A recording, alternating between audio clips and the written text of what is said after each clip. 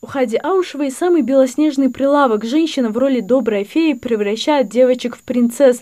Праздничные платья особенно востребованы перед школьными мероприятиями. Женскому максимализму для того, чтобы быть самой красивой, недостаточно просто пышного платья и туфелек. Дополняют образ аксессуарами, перчатками и диадемами. У всех в приоритете только один цвет. Основной белые платьишки покупали, потому что вот радость, какая-то вот радость на душе у ребенка. Экспериментируют покупателей только с цветом елок. Вместо привычных зеленых здесь можно встретить серебристые, голубые и даже сиреневые. Искусственная ель стоит дороже, чем живая. Отличие в практичности, разнообразии видов и размере.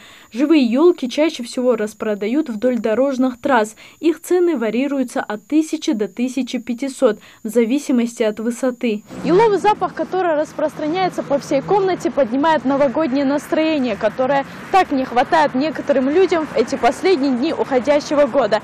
Именно поэтому многие из них предпочитают живые елки. Купить елку полбеды, нужно еще ее и украсить. На ярмарке пестрит разноцветная мишура, всевозможные шары. Среди всего этого разнообразия отдельное место занимает иллюминация. В общем, встречать Новый год как ежик с медвежонком в советском новогоднем мультфильме не придется. Медвежонок!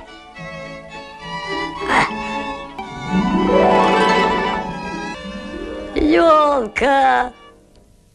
Игрушки под кроватью! Ну а детские подарки со сладостями, пожалуй, самый ходовой товар на рынке, поэтому и ассортимент разнообразный. Цена там одинаковая, вот эти и эти. Цена там одинаковая. А тут чипсы внизу, коробочка, а тут хлопья стоят. Цены на детские подарки разнятся только из-за содержимого. Кстати, стало популярным самим подбирать сладости по вкусу. Как правило, спрос рождает предложение. Именно поэтому на рынке начали продавать праздничные пустые коробки. Складываются они очень просто. Самая простая коробка. Есть разнообразные варианты встретить Новый год, но большинство из опрошенных нами все же планируют его отметить в кругу самых близких и родных людей. Ведь считается, что это семейный праздник.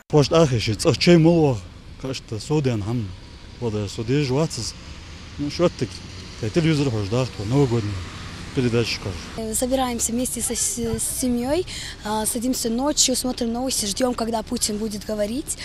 Потом мы сидим, ужинаем, празднуем, а потом танцуем под всякую песню, лезгинку, веселимся одним-то словом, рассказываем друг другу анекдоты.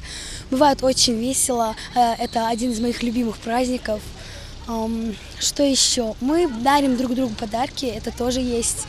Иногда бывает, мы елку ставим дома, нравится нам украшать ее. Мне нравится, что детям он нравится.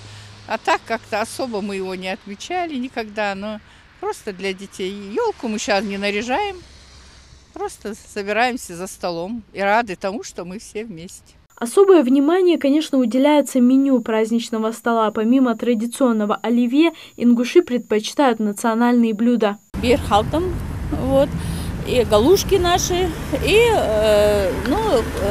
молодежь. Она готовит разные салаты, там французские, еще какие-то вот рецепты. Ну а мы вот старшие по возрасту все-таки предпочитаем наши национальные блюда, которые будут на столе. Те, у кого совсем нет новогоднего настроения, могут им воодушевиться на городских народных гуляниях.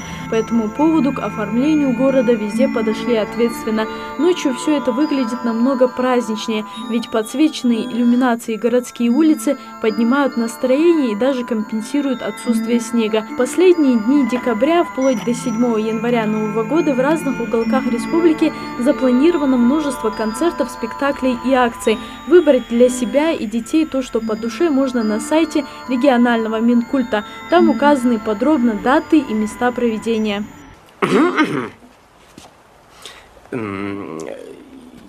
Если у вас нету тети.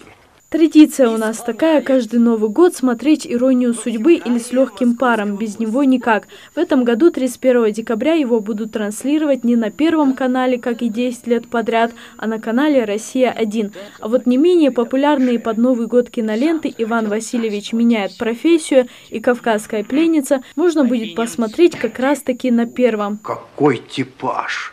Браво, браво! Прошу вас, продолжайте. Планы встретить Новый год у всех разнообразные, но говоря в противовес укоренившемуся правилу, главное не как встретить Новый год, а как его провести в целом. Залина Могушкова, Рамзан Миржоев, Новости 24.